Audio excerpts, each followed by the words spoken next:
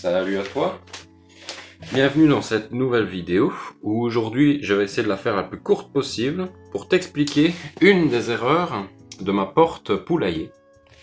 Ici nous avons une alimentation 12 volts d'ordinateur, le jaune c'est le 12 volts, le noir c'est le moins.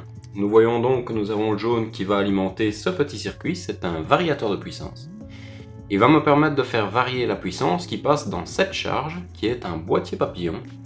C'est un moteur électrique qui lutte contre un ressort. Plus on lui envoie de puissance, plus il ferme un clapet, et moins on lui envoie de puissance, plus le ressort lutte et il ouvre le clapet. Nous avons ensuite le moins de l'alimentation, qui est relié à la patte moins ici, du moteur électrique en question. Maintenant je vais allumer l'alimentation, vous changer d'angle pour que vous puissiez voir la réaction de ce petit clapet sous certaines conditions. C'est parti. Nous y voilà, j'ai allumé l'alimentation, il y a une lampe bleue qui s'allume là-bas, je ne sais pas si tu la vois. Il y a une deuxième lampe bleue qui va arriver ici, qui témoigne de la puissance que j'envoie dans le moteur électrique.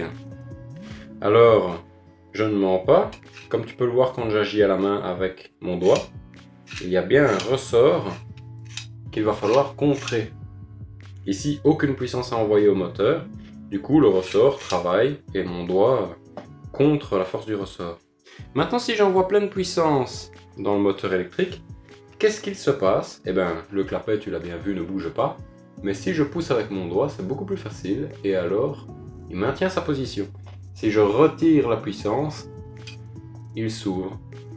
Ça voudrait dire qu'on a une puissance suffisante pour maintenir sa position face au ressort, mais pas pour contrer la force du ressort. Mais qu'est-ce qui cause ce manque de puissance? Eh bien, pour te l'illustrer, je vais juste attirer ton attention sur un détail que j'ai dit plus tôt. Le plus arrive sur le variateur, et le moins est sur une des bornes du moteur. Maintenant, on va inverser les positions. Le plus va arriver au moteur et le moins sera branché au variateur. Et on va voir le résultat.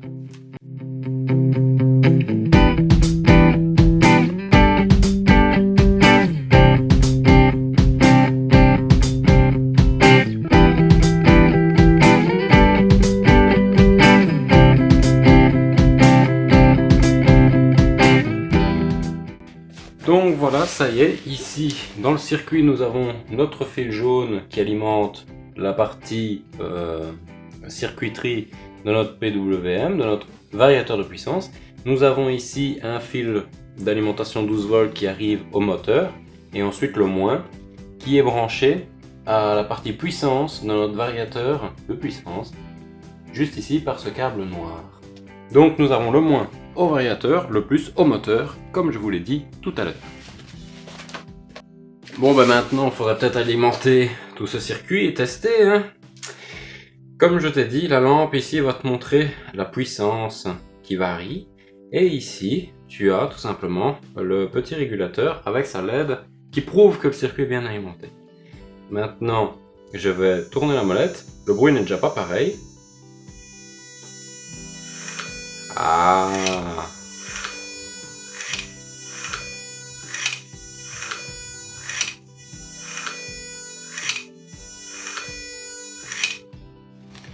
C'est quand même génial ça. Je vais te le soulever un peu histoire que tu vois un peu mieux.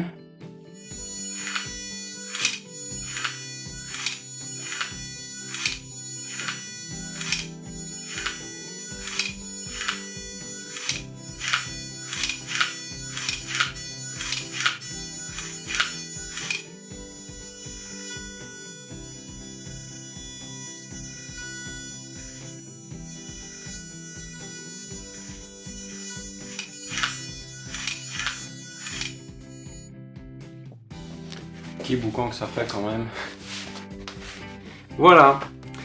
Bon, passons à l'explication maintenant du comment, du pourquoi. Alors, l'explication, elle est dans les boucles de courant. Dans ce circuit, il y a deux boucles de courant. Une première qui alimente le moteur et qui passe par le variateur de puissance et va dans l'alimentation. Mais il y en a une deuxième Donc ça, ce qu'on vient de voir, ce que je viens de t'illustrer, c'est la boucle de courant, de puissance, qu'on va dire, dans cet exemple. Il y a une deuxième boucle. Cette boucle, c'est une boucle de courant de commande. C'est tout simplement l'alimentation, ici 12 volts, tu vois qu'il y a un lien. Ici, c'est parce qu'il y a du 12 volts qui va dans cette petite boîte, et un courant très faible qui doit ensuite retourner au moins de l'alimentation.